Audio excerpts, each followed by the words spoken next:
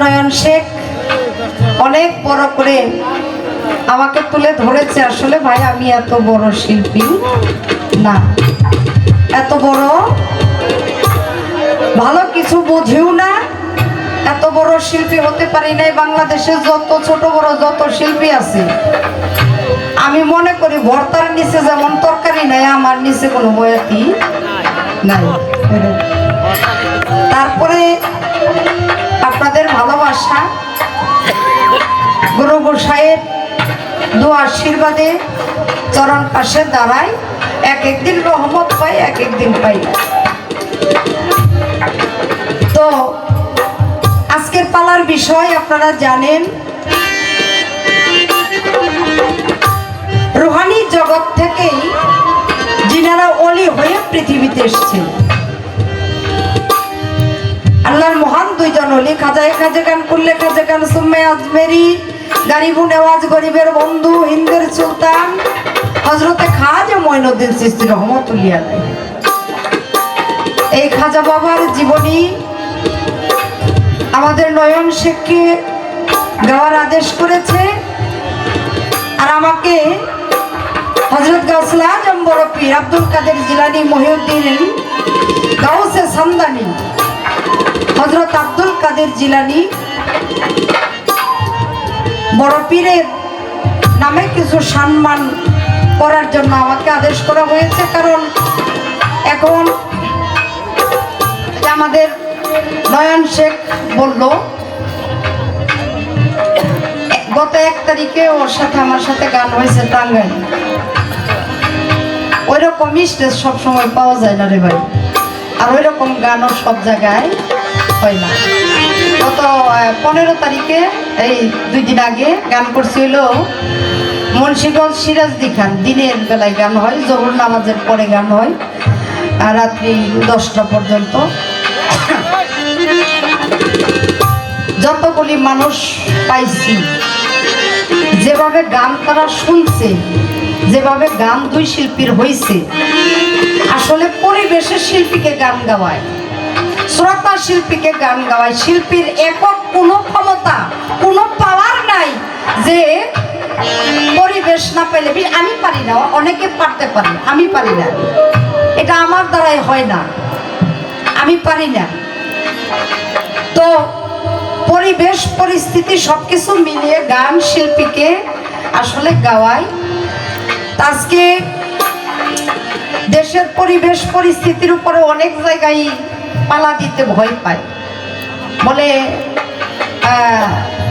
পালা দেওয়া যাবে না, কারণ শরীয়ত মারিফত অন্যান্য পালা দিলে এমন কিছু আলোচনা মানে অনিচ্ছাকৃত উঠে আসে, যেটা একজনের মানে আমরা না চাইলেও কারো না কারোর ব্যক্তিত্বের উপরে আঘাত আসে। অতএব এই পালাগুলি বন্ধ।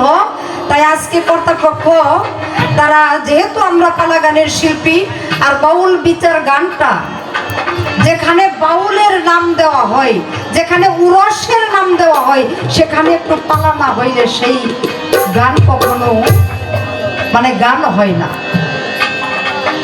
হয় উরসের নাম দিয়ে অনেক জায়গায় অনেক কিছু হয়, ওইগুলা গান হয় না, ওইগুলা হয় মুনাফিকি। উরসের নাম দিয়ে যেখানে ওই যে কিছু ধরনের গান বেরিয়েছে, আপনাদের এই দিক দিয়ে অনেক আছে, মানে আমরা পালা গান যারা করি আমরাও বিপদে পড়ে যাই। আমি কিছুদিন আগে ওই যে ওইদিকে কি বলে বাগের বাজারের ওইদিকে গান করতে গেছি, গান করবো হইলো ওই অন্ধ আনোয়ার সরকার আর আমি। তাদের কথা হইল পালা গানের বাইরে কোনো শিল্পী গান করতে পারবে না। ওই যে এলাকার এক ডিজে শিল্পী 20-25 জন পোলাপান বারো করে লইয়া গেছে, যে মনে হয় এই থেকে 20-25 জন পোলাপান বারো করে লইয়া গেছে।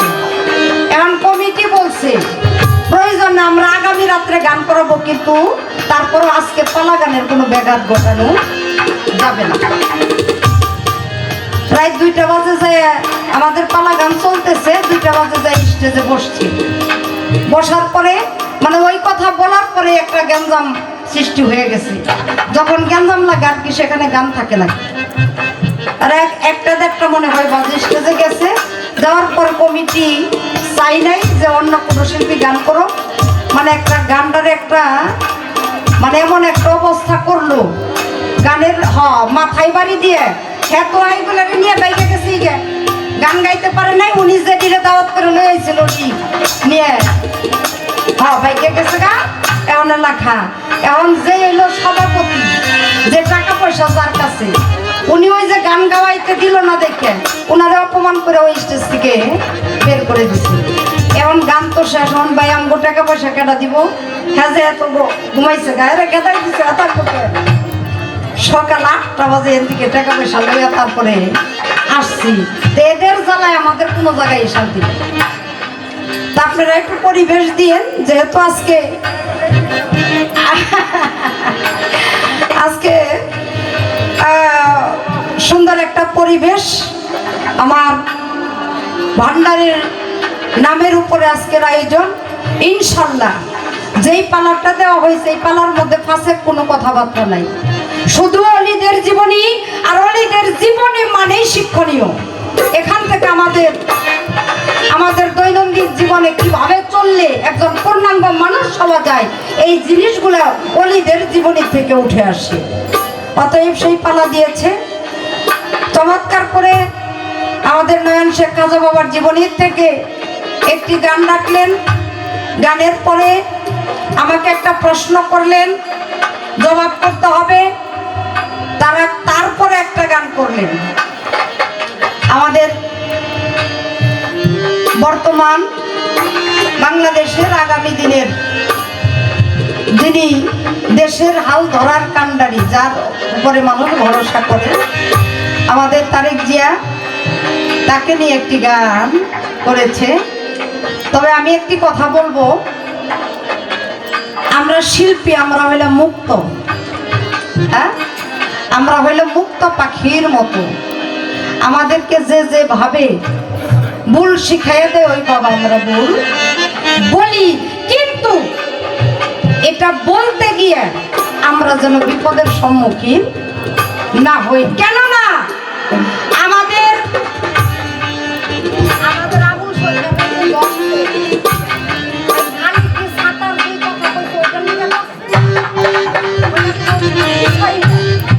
এইটা হইলো একটা উছিলা, বিষয় হইলো আরেকটা। হ্যাঁ, তো আমাদের যা কিছু অন্তরে আছে ওটা তো অন্তরে আছে। আপনারা আমাদেরকে দিয়ে কোনো বিপদগামী কিছু বলাইয়েন না, করাইয়েন না। সময় তো শেষ হবে, সময় কি বসে থাকে কারোর জন্য? সময় সময়ের গতিতে চলবে। এবার আসি মুলকে হিন্দি গারিবু নেওয়াজ খাজা মঈনুদ্দিন চিশতিয়া। গানের ভিতরে একটা জায়গার মধ্যে গিয়ে পাইলাম আমার খাজা বাবা হিন্দের সুলতান। হিন্দু তো বুঝেনি, হিন্দু হ্যাঁ যারা সনাতন ধর্মের লোক, হিন্দু ধর্মাবলম্বী যারা। আচ্ছা, আমার এই জিনিসটা একটু খটকা লাগছে। প্রশ্নের জবাব দিব, গান গাবো, প্রশ্নও করুন, এটা পরে। আগে এই জিনিসটা আমি একটু মানে ক্লিয়ার করি। সেটা হলো আমার খাজা বাবা আজমির শরীফ আইসে 92 লক্ষ মতান্তরে 96 লক্ষ মানুষকে উনি ইসলামের তাবুতলে এনেছিলেন। আচ্ছা, অলি কি কোনোদিন হিন্দুর হয়? হ্যাঁ, অলি কি হ্যাঁ মুসলমানের না? মুসলমান ধর্মের তো নাকি? হিন্দু ধর্মের যারা তারা হলো সাধু, গুরু, বৈষ্ণব, এইগুলি যারা ওই হিন্দু ধর্ম অবলম্বী। তাইলে আমাদের যারা যিনি কালেমার দাওয়াত দিলেন, ইসলামের তাবুতলে নিলেন, তাকে কেন হিন্দের অলি বলা হয়? তিনি হিন্দুর অলি হইল কেমনি? হিন্দের অলি যদি তিনি হন, তাইলে তো তিনি আর মুসলমান রইলেন কোথায়? আসলে হাকিকতটাকে আমার একটু জানা দরকার।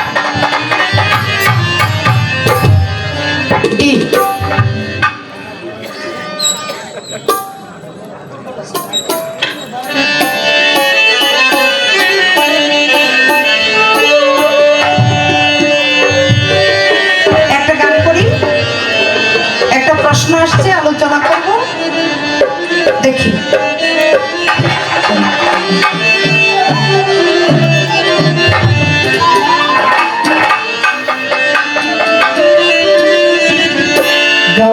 ছোলা জম্বুক দিয়া পিরানে পীর দস্তগীর তোমারই শরণে আমি দূর হইতে এক মোছাপি ছোলা জম্বুক দিয়া পিরানে পীর দস্তগীর তোমারই শরণে আমি দূর হইতে এক মোছাপি ছোলা জম্বুক দিয়া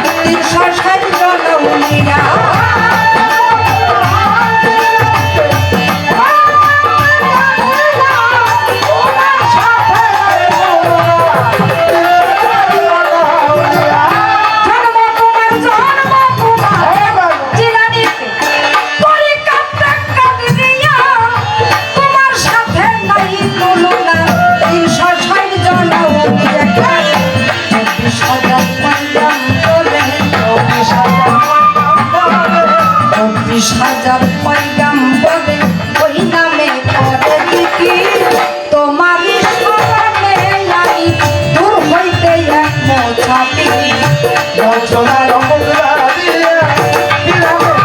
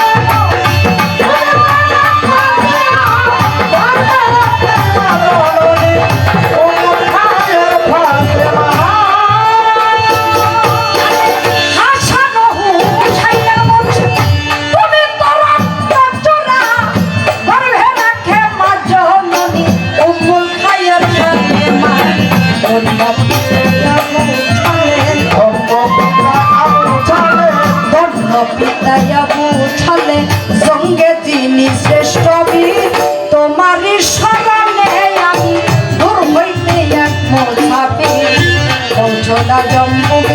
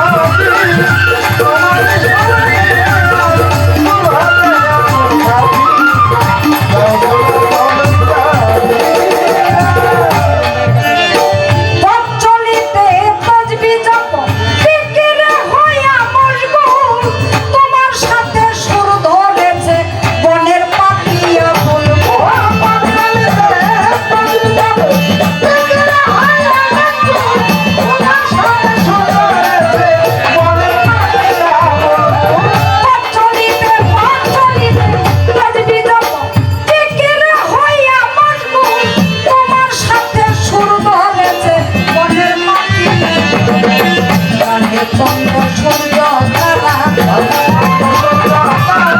গাহে চন্দ্র সূর্য তারা, নিখিল বিশ্ব ধরণী তোমারই শরণে আমি দূর হইতে এক মোছাবি।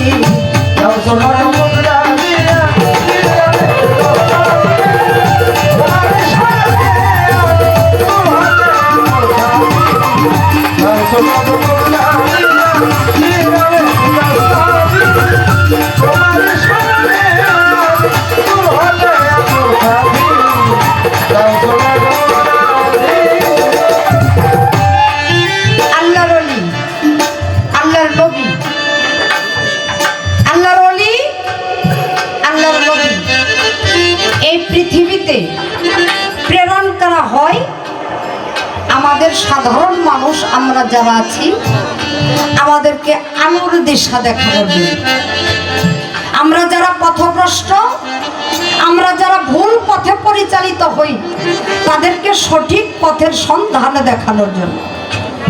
একজন ওলি হইল আমাদের জন্য শিক্ষা স্বরূপ, একজন নবী হইল আমাদের জন্য শিক্ষা স্বরূপ। দেখেন আমার নবী দুজাহানের বাদশা, তাই না? দুজাহানের বাদশা। আমার নবী যদি চাইতেন সোনার খাট পালামে ঘুমাইতে পারতেন না, তার কোনো কষ্ট করার দরকার ছিল? হ্যাঁ, কোনো দরকার ছিল না। অথচ আমার নবী এই বাসারি দেহটা নিয়ে পৃথিবীতে এসে মানুষের বাড়িতে কাজ করছে না, বকরি চড়াইছে, রোদ্রে পুড়েছে, বৃষ্টিতে ভিজেছে। এই বাসারি দেহে যেই নবী আমার পূর্ণিমার চাঁদের চাইতেও যার চেহারা মুবারক সুন্দর, এই চেহারার মধ্যে, এই বদনের মধ্যে ইসলামের দাওয়াত দিতে গিয়ে কত আঘাতপ্রাপ্ত হয়েছে না? কি দরকার ছিল? কোনো দরকার ছিল? কোনো দরকার ছিল না। তারপরেও আমার নবী করেছে। কেন করেছে? উম্মতকে শিক্ষার তরে, উম্মতকে শিক্ষার তরে। আমি নবী হইয়া যদি এত কষ্ট করতে পারি, তোমরা সাধারণ মানুষ হয়ে কেন করবে? আমি নবী হইয়া যদি করতে পারি, যাকে সৃষ্টি না করলে নামাজ সৃষ্টি হইতো না, যাকে সৃষ্টি না করলে রোজা সৃষ্টি হইতো না, যাকে সৃষ্টি না করলে হজ সৃষ্টি হইতো না, যাকে সৃষ্টি না করলে পৃথিবীর কোনো কিছুই সৃষ্টি হইতো না, কোনো নবীর সৃষ্টি হইতো না, আল্লাহর সৃষ্টি প্রকাশ ঘটতো না যদি আমার নবীকে সৃষ্টি না করতো। আমার নবী হজ করছে না, আমার নবী নামাজ পড়ছে না, আমার নবী রোজা রাখছে না। কেন রাখছে? উম্মতকে শিক্ষা দেওয়ার জন্য, উম্মতকে শিক্ষা দেওয়ার জন্য আমার নবী করেছে। পৃথিবীতে যত ওলি আসে, ওলিরাও তাদের জীবন দর্শন দিয়ে আমাদেরকে শিক্ষা দেয় যে আমাদের জীবন দর্শন লক্ষ্য করে তোমরাও এই পথে পরিচালিত হও।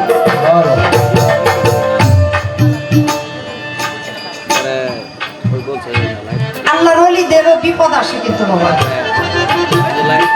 কিন্তু তাদের বিপদ আর আমাদের বিপদের মধ্যে পার্থক্য আছে। আমাদের উপরে গজব আসে আর তাদের উপরে যে বিপদ আসে এটা আরেকজনকে মুক্তির তরে।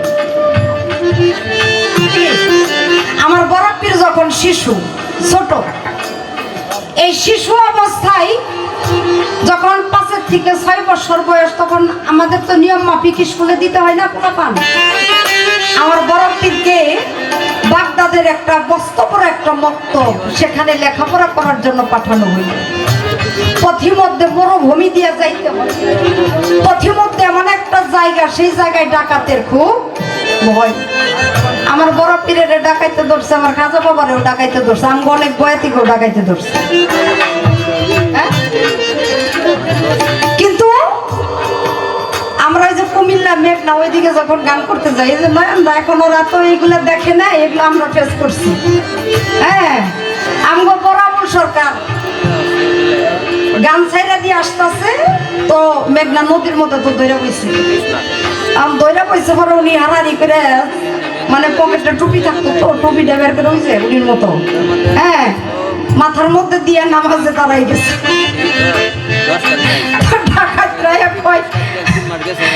কোন দিক ঘুরে নামাজ পড়তেছে এটা তো পশ্চিম না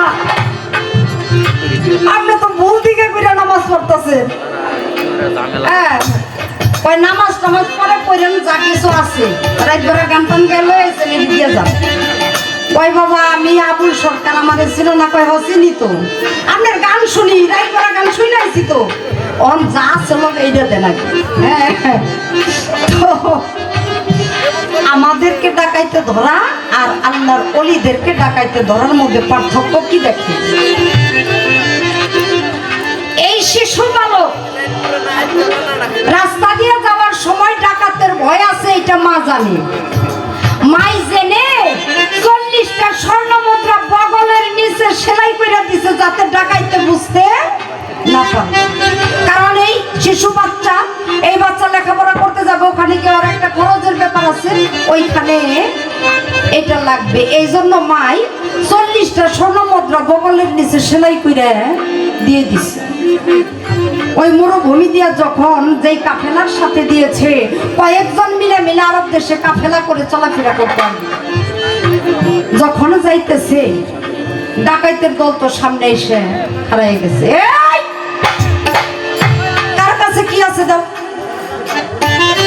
যার কাছে যাহা কিছু ছিল সবাই সবকিছু বের করে দিছে তো শিশু বালক আমার বড় পীর উনারে যে জিজ্ঞেস করছে এই বালক তোমার কাছে কি কিছু আছে আমার বড় পীর ডাক দিয়ে কয় হ আছে তো কয় কি আছে কয় 40টা স্বর্ণ মুদ্রা মাই বগলের নিচে সেলাই করে দিছে দেখেন আমরা রাস্তায় ডাকাইতে ধরলে টাকা পয়সা যা আছে কোনটা গোপন জায়গা আছে এই দিক দিয়ে লুকায় তাই না কত মোহ আমাদের অর্থের প্রতি আল্লাহর ওলি যারা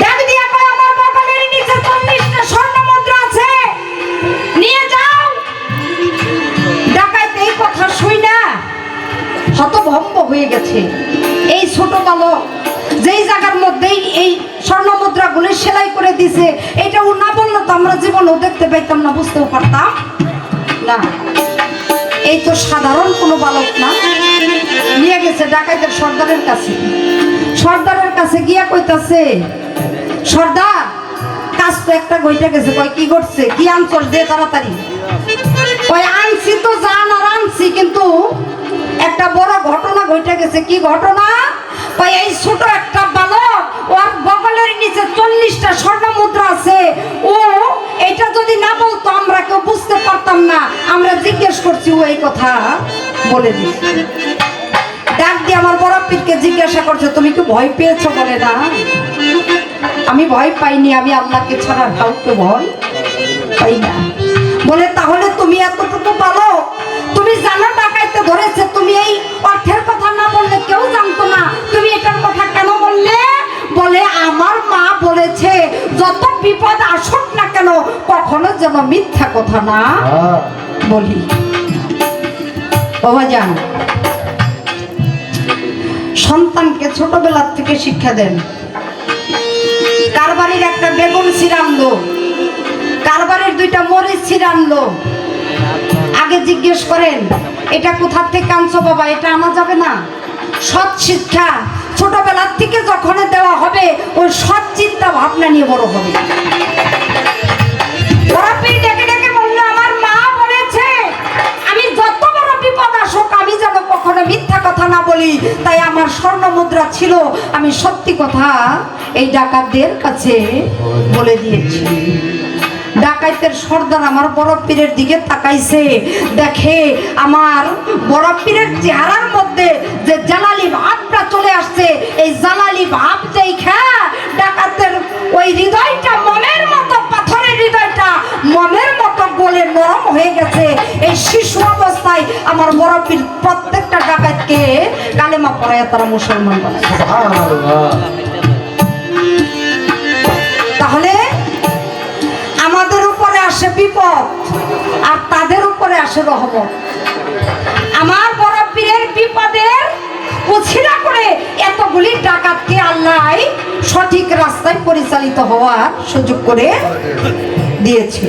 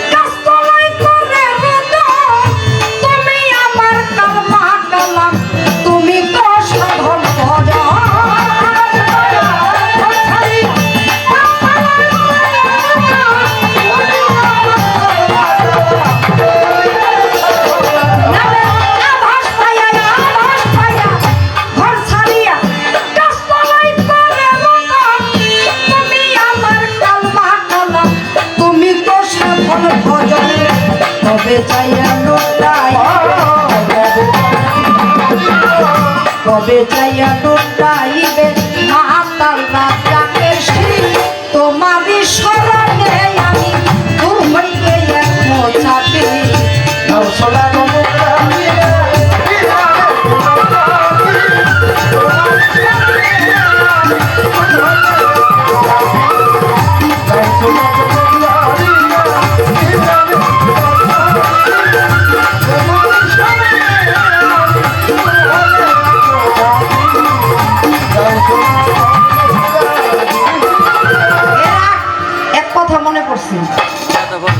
আমার মাতালরা একবার ডাকাইতে ধরছে মানিকগঞ্জ সিঙ্গার, মানিকগঞ্জ থেকে গান ওই যে সিঙ্গারে যে হেমায়তপুরের যে রুটটা এটা খুব খারাপ আছিল আগে, এখানে ডাকাইতে। আগে তো উনি তো একটু পাগলা মানুষ আছেন, যারা কাছে থেকে দেখছেন তারা কিন্তু জানেন।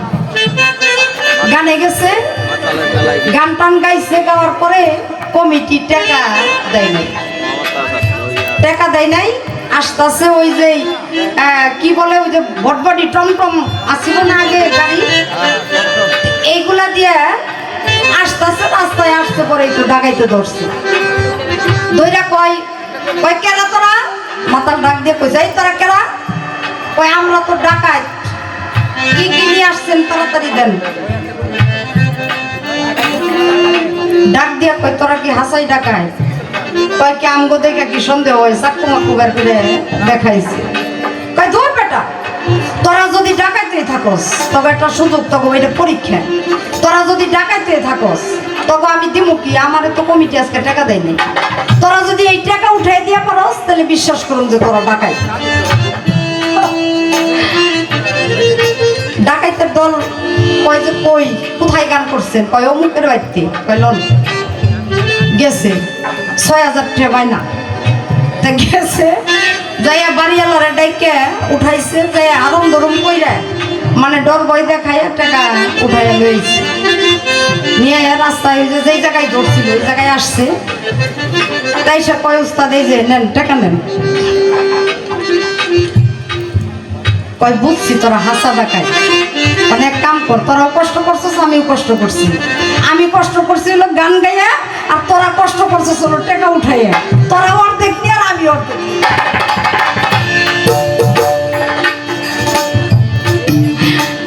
ডাক দিয়ে কয় উস্তাদ অপরাধ মার্জনা করেন, আপনার মতো ব্যক্তির দর্শন পাইয়া জীবন ধন্য হয়ে গেছে, টাকার দরকার নাই, দোয়া করেন যেন এই ডাকাতি ছাইরা হক হালালি পথে কামাই করে বউ পোলাপানকে খাওয়াইতে পারে। দেখেন আল্লাহর ওলিদের সাথে আর সাধারণ মানুষের সাথে কতটা পার্থক্য। একটা প্রশ্ন আসছে মনে আছে আপনাদের, হ্যাঁ? আমার বড় পীর রুহানি জগতে যখন ছিল, উনি নবীর কাতারের একজন ব্যক্তি ছিল, ওনার রুহানিটা নবীর কাতারের যোগ্য ছিল, কিন্তু যখন অলিদের রুহানি, সাধারণ মানুষের রুহানি আর নবীদের রুহানি রাখা হইল, ওখান থেকে বারবার আমার বড় পীরের রুহানিটা ওই নবীদের রুহানির মধ্যে চলে যেত। আমার আল্লাহ ডাক দিয়ে জিব্রাইল রে কয় যে এটা সরাও তাড়াতাড়ি আইনা আবার সেই অলিদের কাতারে না দাঁড় করায়। যখন দাঁড় করায় খালি দাঁড় করাই নাই, ওইখানে বড় পীর জিব্রাইল একটা থাপ্পড় মারছে। আমার কাজে বাধা দেশ কেন? অলিদের পাওয়ার দেখেন, অলিদের পাওয়ার। তাই বলছে অলিরা কখনো মরে না, এহকাল এবং পরকালে অলিদের কোনো ভয় থাকে না। অলিরা পৃথিবীতে জীবিত অবস্থায় যেমন পাওয়ার থাকে, পর্দা নেওয়ার পরেও তাদের সমান পাওয়ার। যখন একে একে তিনবার গেল, আমার আল্লাহ নিজে ডাক দিয়া বলল, হে রুহানি, আমার নবীদের সব জিনিসের তো একটা সিরিয়াল থাকে, একটা হিসাব থাকে না। আমার সিরিয়াল তো শেষ হয়ে গেছে, আমার নবীদের হিসাব শেষ হয়ে গেছে। আমার আখেরি জামানার নবীর পরে আর কোনো নবী সম্ভব না, তাই তারপরে তোমাকে আর নবী করা সম্ভব না। যদি থাকতো সম্ভব তাহলে তোমাকে নবী বানাইতাম, কিন্তু আমি তোমাকে কথা দিলাম যেহেতু নবী তোমাকে বানাইতে পারবো না, কিন্তু অলিকুলের সর্বোচ্চ সম্মানের জায়গায় তোমাকে আমি রাখবো। তুমি থাকবে পীরের পীর, বড় পীর, সর্দারের অলি, অলিদের সর্দার, অলিদের সর্দার। এখন কথার মধ্যে কথা হইল, যার রুহানি জগতেই এত পাওয়ার যে নবীদের কাতারে থাকার যোগ্য, সে পৃথিবীতে আইসা আবু সাইদ মাকজুমি আল্লাহর একজন অলি, তার কাছে গিয়ে কেন বায়া হইতে হইল? আরে এইটা তো অলি যায় অলির হাতে বায়াত হয়েছে, নবী যায় অলির হাতে বায়াত হয়েছে, জানেন আপনারা? হ্যাঁ, মুসা নবী খোয়াজ কিজির কি উনি একজন বেলায়েত প্রাপ্ত, উনি একজন বেলায়েত প্রাপ্ত ব্যক্তি, আর নবুয়ত প্রাপ্ত ছিলেন আমার মুসা নবী। একজন নবী হইয়া যদি একজন বেলায়েতের ব্যক্তির কাছে আত্মসমর্পণ করতে পারে, একজন বেলায়েতের মানুষ হইয়া বেলায়েতের মানুষের কাছে কেন যেতে পারে? কি কথা ঠিক কিনা? আমার নবী মুরিদ হয়েছে না দরদি, আপনারা জানেন? হ্যাঁ, কেন হইতে হয়েছে? তার মুরিদের কোনো দরকার ছিল? কোনো দরকার ছিল না। আমার হুজুর পাক যখন মেরাজে গেলেন, আসলে আপনার কথা ভালো লাগতেছে কিনা আমি জানি না, আসলে যে প্রশ্ন জিজ্ঞেস করছে দুই একটা সূত্র না বললে না, আমি খুব ছোট ছোট করে বলতেছি। আমার নবী যখন মেরাজে গেলেন, মাত্র 70টা পর্দা, এই 70টা পর্দা ভেদ করলেই দুইজনের মিলন হয়ে যায়, আর শেখার মাসেকের মিলন হয়ে যায়। আমার আল্লাহ ডাক দিয়ে বললো, আমার হুজুর ডেকে ডেকে বললো, হে আল্লাহ, তুমি আমাকে দাওয়াত কইরাই না, একজন মানুষরা যদি দাওয়াত কইরাই না, ঘরের দরজা বন্ধ করে দিয়ে দরজার সামনে খাড়া করে তৈ, তাহলে বিষয়টা কেমন দেখা যায় না? খারাপ দেখা যায় না? তাইলে আমার হুজুর ডাক দিয়ে বললো, হে আল্লাহ, তুমি আমাকে দাওয়াত করে এনে এই পর্দার আড়ালে দাঁড় করে রাখো, তুমি আমার সাথে বইমুখ হয়ে রইলা, তুমি আমার সাথে সাক্ষাৎ করো না, দেখা দাও না, এই বিচ্ছেদ যে আমি সহ্য করতে পারি। আমার আল্লাহ পাক 54 তালা সেদিন ডেকে ডেকে বলেছিল, হে দোস্ত, আমি কোনো মেমোরিনের সাথে দেখা করতে পারি না, আমি আপনার সাথে তখনই দেখা করতে পারি যখন আপনি মুরিদ হইবেন। আমার হুজুর পাক জিজ্ঞাসা করলেন, এ বাড়িতলা, এই মুহূর্তে এখানে আমি কার হাতে হাত দিয়ে বায়াত করব? আমার আল্লাহ পাক হুকুম করেন, আপনি দুই চক্ষু বন্ধ করে আপনার ডান হাতটা বাড়িয়ে দেন, আপনার ডান হাতটা যেই হাতের উপরে পড়বে ওটাই আপনার। আমার হুজুর পাক চোখটা বন্ধ করে ডান হাতটা বাড়িয়ে দিলেন। যখন চক্ষুটা হুকুম আসলো এবার চক্ষু খুলেন, চক্ষুটা খুলে দেখেন নিজের হাতেই নিজে। কেননা আমার নবীকে বায়াত করার মতো ব্যক্তি দুনিয়ার বুকে আর কি? হ্যাঁ, তিনি তার নিজের হাতেই বায়াত হয়েছিলেন। কেন হয়েছিলেন?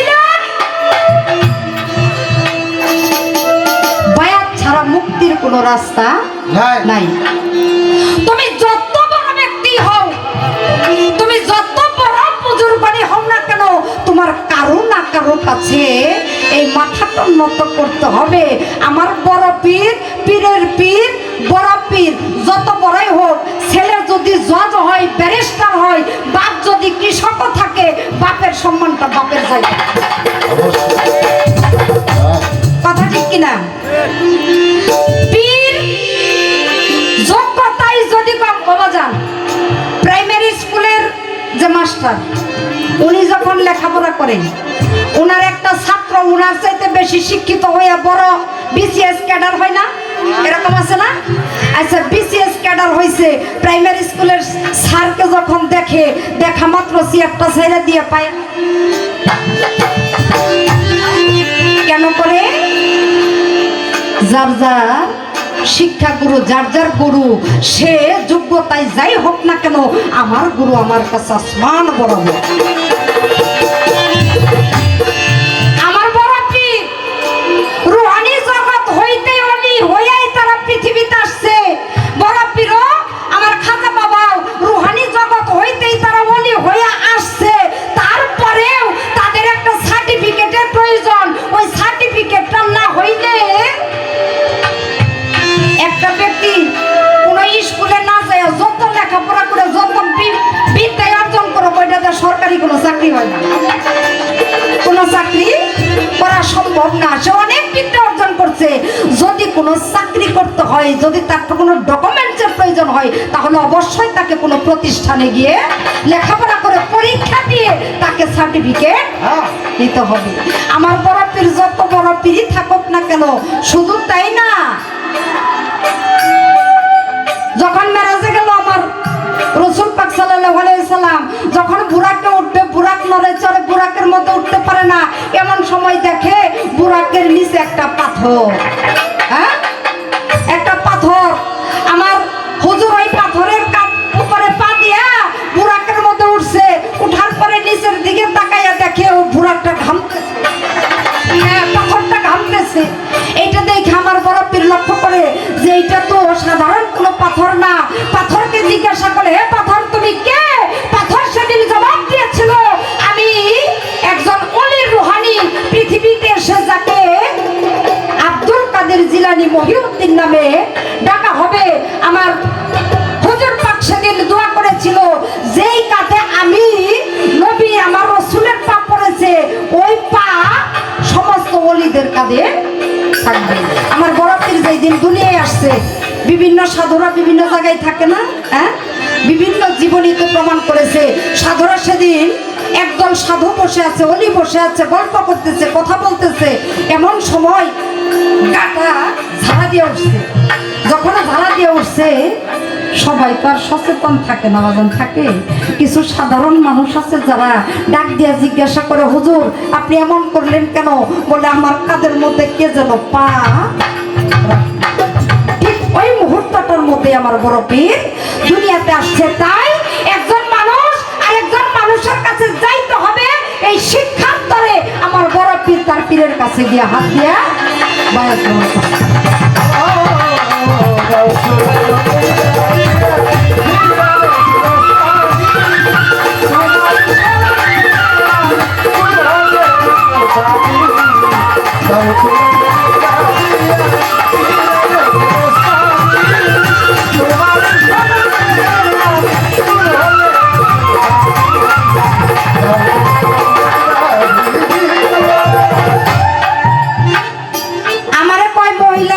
যত শিল্পী আছে তাদের লেভেলে আমার কাছে সবচাইতে বেশি জানা এবং বোঝা, বলে আমার দৃষ্টির থেকে তার চাইতে ভালো জানা বোঝার শিল্পী আমি আর দেখি না। আমিও এখন বর্তমানে নয়ন শেখের উপরে আমি আর কোনো শিল্পী দিই না।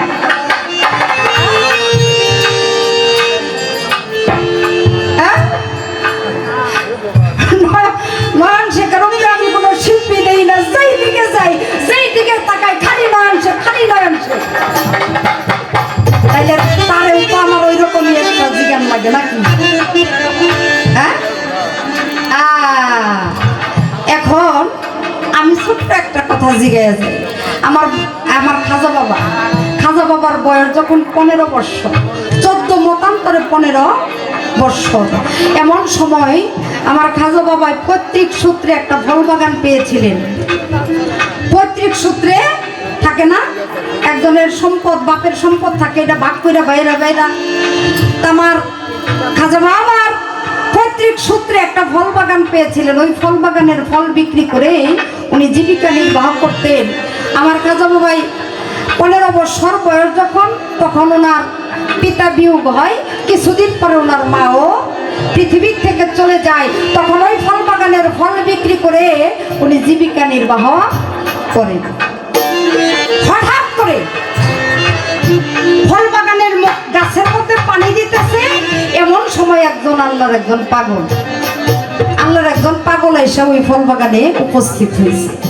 উপস্থিত হয়ে ডাক দিয়ে জিজ্ঞেস করছে, হে মঈনুদ্দিন, আমি বড় ক্ষুধার্ত, আমাকে কিছু খাবার দাও।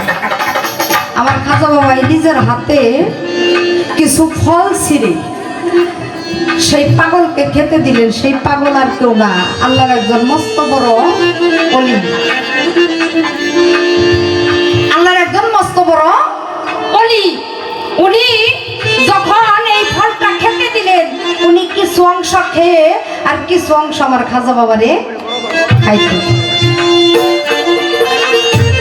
খাওয়ার পরে ডাক দিয়া জিজ্ঞেস করছে, মঈনুদ্দিন কিছু দেখতে পাও? বলে না। বলে আমার দিকে একটু তাকাও। ওনার দিকে তাকিয়েছে। তাকানোর পরে ডাক দিয়ে বলছে, তুমি চোখটা বন্ধ করো। যখন চোখটা বন্ধ করছে, বলে তুমি মনে মনে নিচের দিকে দৃষ্টি করো। উনি চক্ষু বন্ধ করে যখন নিচের দিকে দৃষ্টি করেছে, বলে কিছু দেখতে পাও? বলে পাতালপুরীতে যাহা কিছু আছে আমি সব দেখতে পাচ্ছি। পাতালপুরীতে যাহা কিছু আছে আমি সব দেখতে পাচ্ছি। বলে আমার দিকে তাকাও। আবার তাকাইলেন। বলে আমার চেহারাটা ধ্যান করো।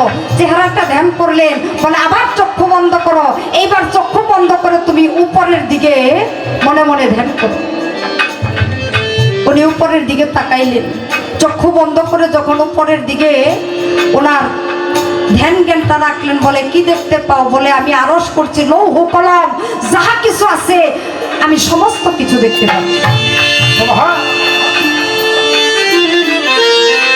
পাগলটাকে জানেননি? ইব্রাহিম কুণ্ডুজি। এখন আমার খাজা বাবা এই দৃশ্য দেখে পাগল হয়ে গেল। সংসার ধর্ম কোনো কিছুই তার আর ভালো লাগে না। উনি ইব্রাহিম কুণ্ডুজির পায়ের মধ্যে পড়ে গেলেন, হে বাবা, তুমি আমাকে মুরিদ করে তোমার পায়ের নিচে আমাকে স্থান দাও।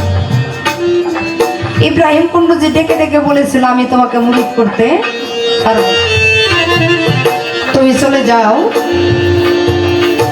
হারুননগরে উসমান হারুনের কাছে। আমার একটু জানা দরকার, যেই ব্যক্তি তার জালুয়া দিয়ে মুহূর্তের মধ্যে কালবের দরজা খুলে আসমান জমিন লৌহ কলম আরশ করছি যা কিছু আছে সমস্ত কিছু দেখাইতে পারে, এত পাওয়ার থাকা সত্ত্বেও ওই ব্যক্তি মুরিদ কেন করতে পারে? তার কাছে কি কম ছিল আর উসমান হারুনের কাছে কি বেশি ছিল? আমার একটু ছোট করে জানা দরকার, আমার আর বেশি কিছু জানা দরকার।